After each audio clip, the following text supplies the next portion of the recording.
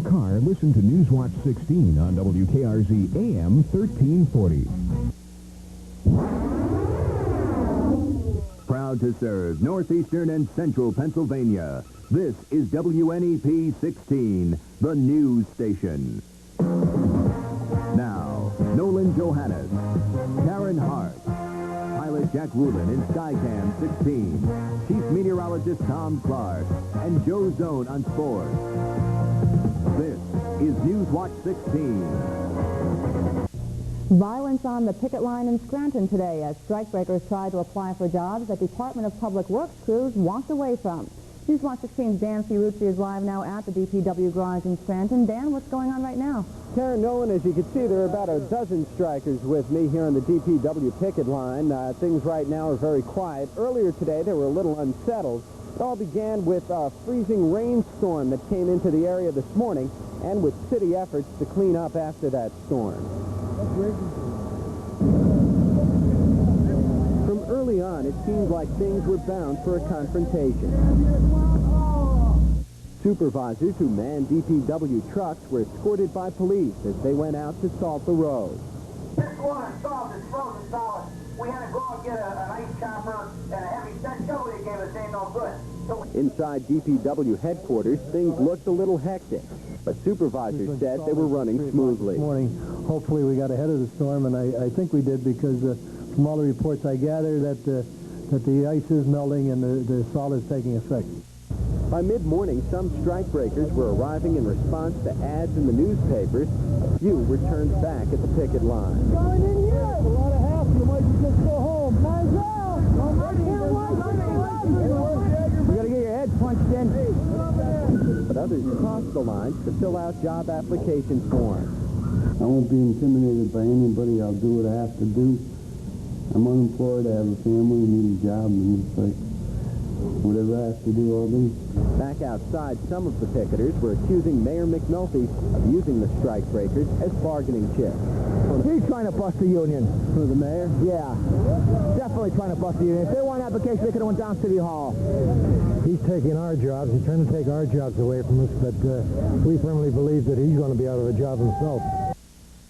Now, Mayor McNulty wasn't immediately available for comment today, but Newswatch 16 learned that some 25 strikebreakers did go in there, fill out job applications. At last report, none of them had been hired, but we understand DPW will be holding on to their applications for a while. Live with the Instacam, I'm Dan Fiorucci. Now back to you, Karen Nolan. Thank you, Dan. It was a day for slipping and sliding your way to work all across our area. The cinder and salt trucks tried to keep the roads open, but for some of the early risers, it came too late. That car there had to be abandoned on a Williamsport secondary road after getting stuck. Even the cinder trucks were slipping a little bit, and many people didn't plan ahead for approaching stop signs. In Snyder County, the icy roads were too much for 4 trucks early this morning. All 4 of them crashed into each other near Selinsgrove on routes 11 and 15, closing the highways for over 5 hours. State police tell us all 4 drivers were going too fast for the icy conditions. They were all taken to Sunbury Hospital and treated for minor injuries. Their rigs were severely damaged. Karen? So, and even though most of the ice has melted on the roads in northeastern and central Pennsylvania, there may be some slippery spots around, and some schools aren't taking any chances tonight. Penn State's Wilkes-Barre campus has canceled its evening classes in Lehman. The Schuylkill County Penn State campus has postponed its financial aid night until tomorrow. Luzerne County Community College has canceled all evening classes and registration at the main and off campuses. And adult evening classes at the Monroe County Voc Tech School have been canceled.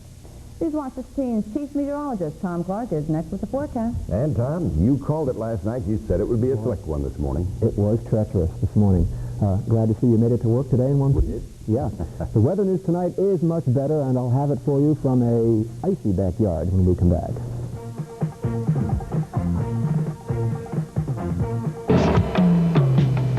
This is the moment. Brides, don't forget to register for WNEP's Big Bridal Fair. Time's running out for the most extravagant bridal fair around.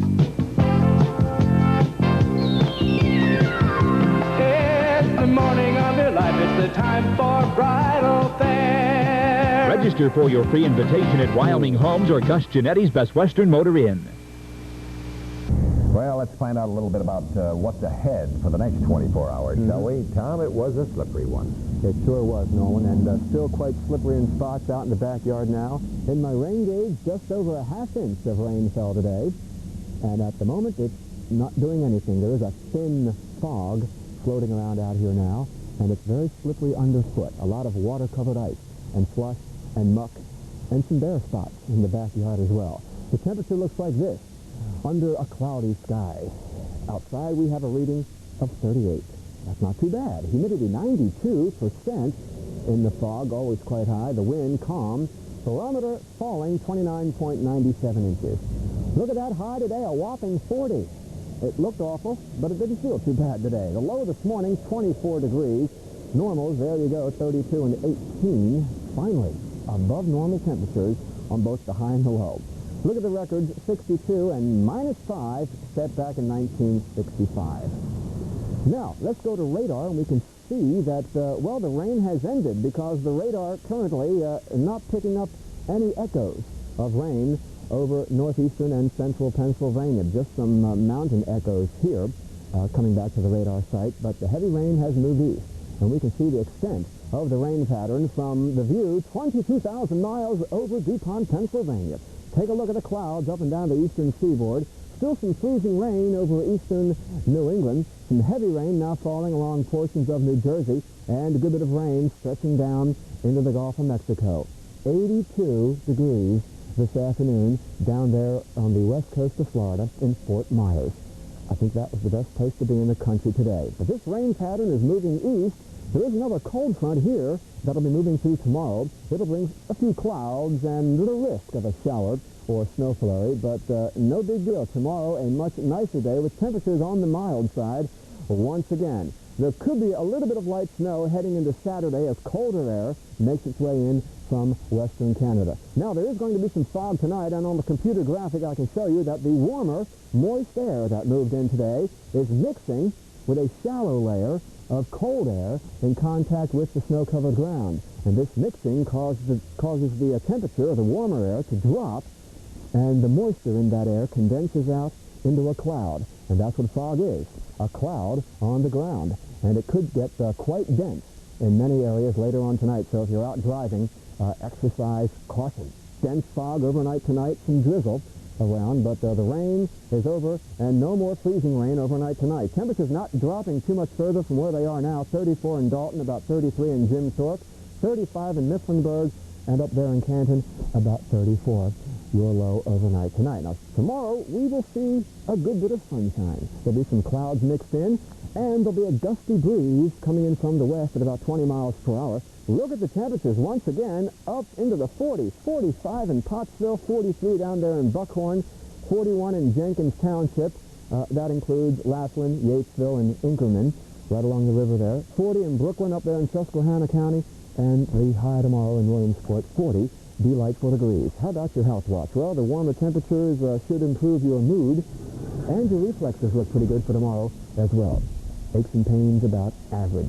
So, hey, that's an optimistic view right there. The dense fog tonight, watch out, 34 the low in Wilkes-Barre, Scranton. 41 in town tomorrow. A nice mild day. I think you'll like it. Partly sunny on Thursday, about 34 degrees. Cloudy on Friday. The risk of a little bit of light snow late Friday and Friday night, but nothing heavy as I see it now. Saturday, a cold day with highs in the 20s. So just some dense fog tonight, but the icing problems are over as far as the freezing rain is concerned. No more of that, but still some icy patches, especially on the secondary roads. So drive slowly. Oh, right. Good advice. Okay. They look good. Yeah. Thanks, Tom. Newswatch 16 continues with Joe Zone and the sports. Tonight, Joe has Victory Day in L.A. following that big weekend win for the Raiders. Bicycling. For some, it's a lot of fun. For others, good sport. But for Rich Meeker of Plymouth and Dave Lettieri of Scranton, it's a way of life. WNEP-TV 16 is proud of these two men because they have been invited to participate in training exercises for the 1984 Olympics. 40 people have been invited. 25 will represent the United States against the world. We wish Dave and Rich the best of luck in training for the Olympics and ask that you give generously to support our local stars. Well, Joe, a lot of changes in the high school scoreboard, right? You're absolutely right. There were two giants on the schedule tonight. One is on, one is off. Let's check and see what it looks like. They had a sellout crowd expected for the game between 3rd-ranked Pottsville and 10th-ranked Tamaqua, but that game has been postponed until tomorrow night. Tamaqua-Pottsville postponed. The other giant is on. That one between 4th-ranked Abington and 9th-ranked Scranton Prep. The game is on. Other postponements, quite a bit now. The entire NAC, Myers-Lehman, Honesdale Mid-Valley, Sacred Heart Lakeland, Blue Mountain West Hazleton, Nativity BVM School Kilhaven, Williams Valley St. Clair, Marion Jim Thorpe, all Keystone and Mid-Penn League games, Bald Eagle, Newton South, Williamsport, Montoursville, Muncie, and all of the West Branch, Athens, Wyalusing, all Centennial except Palmerton, Green Pond, Notre Dame, all the Colonial except Nazareth and Southern Lehigh, Allentown Central Catholic at Allentown Deer, Bethlehem Liberty at Allentown Allen, Stroudsburg at Bangor, all the Central State League games, Delaware Valley at Minisink Valley, East Stroudsburg, Notre Dame, Mahanoy area, Gelton. All those games postponed, and the weather has done it again. High school basketball is on the mind of our frustrated fan this week. Girls high school basketball. Mr. Joe Zone, the letter reads, "It is very upsetting to watch the Channel 16 news, and when it comes to the segment, the sports segment, there is no mention of the girls' basketball results. I and a lot of parents believe the girls' teams deserve the same recognition as the boys. They worked very hard, they played very well, yet you, Mr. Zone, completely ignore them. Apparently you feel the girls don't draw big crowds, therefore they don't deserve mention. This should have no bearing on the recognition they deserve. We are not asking for headlines, only the results. Sincerely, a frustrated fan." Well, you know, the girls' basketball problem is a big concern of mine, but I must be realistic about the interest of the majority of my viewers. Yes, the girls do work as hard as the boys, no doubt about it. And yes, they deserve some recognition.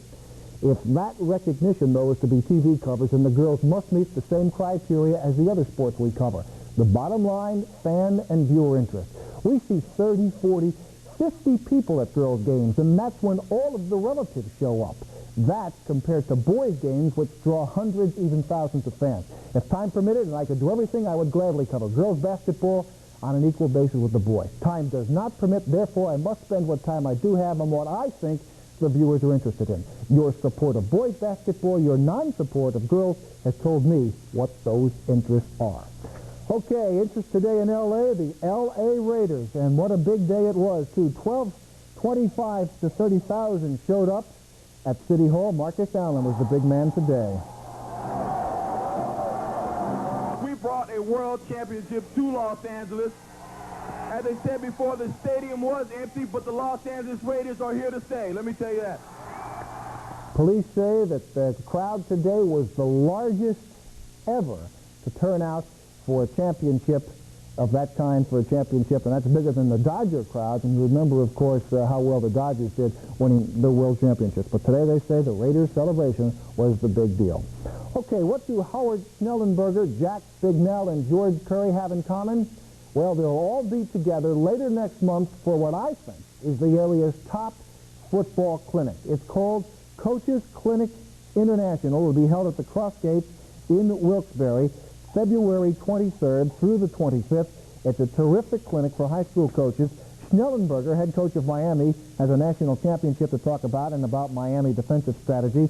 Bicknell, the head man at Boston College, can talk about beating Pitt and Penn State as the best team in the East and about pass defense. And Curry, the head coach at Berwick, can just talk. Other coaches are part of the program. For more information, write P.O. Box 11, Oliphant, Pennsylvania. It's quite a clinic, and as I say, if you are a coach, an aspiring young coach, it's a great clinic to check up on. That's all of it. Give tonight your best shot. See you at 11 o'clock, and we do have still all kinds of basketball on the schedule tonight, so we'll get to it. And tonight, I'm sorry to say, is boys basketball night. You have seen some girls basketball, right? I have 4 minutes most of the time. That's right. And you can't tell everything going on in the whole world, northeastern Pennsylvania, and so on and so forth, in 4 minutes. You have to make decisions, and the crowds tell me, show us the boys. Well, you do. Okay. There are a lot of scores we see at night. I know that you do a good job getting them, Joe. Thank you, sir. Thanks, Joe. Next, Newswatch 16, we continue with Uncle Sam working his way out of an inky hole. We'll tell you what's up in just a moment. Peter and the Wolf live Saturday.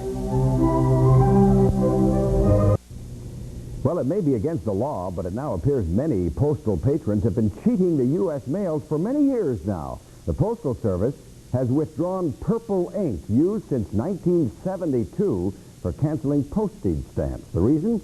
Well, they've discovered a common household detergent could wipe off the ink, allowing canceled stamps to be reused. Took them 10 years to find that out. Of course, it's a federal offense. Officials say a minister in Mississippi was fined $500 after they confiscated $50,000 worth of cleaned but used U.S. postage stamps. Not nice to fool Uncle Sam. Nice. That's Newswatch 16 for a Tuesday. Be sure to join us tonight on the update when we'll have the latest on Lucky the Turtle and more on the Scranton DPW strike. For the team, thank you for being with us, and we'll see you on the update. Enjoy your evening.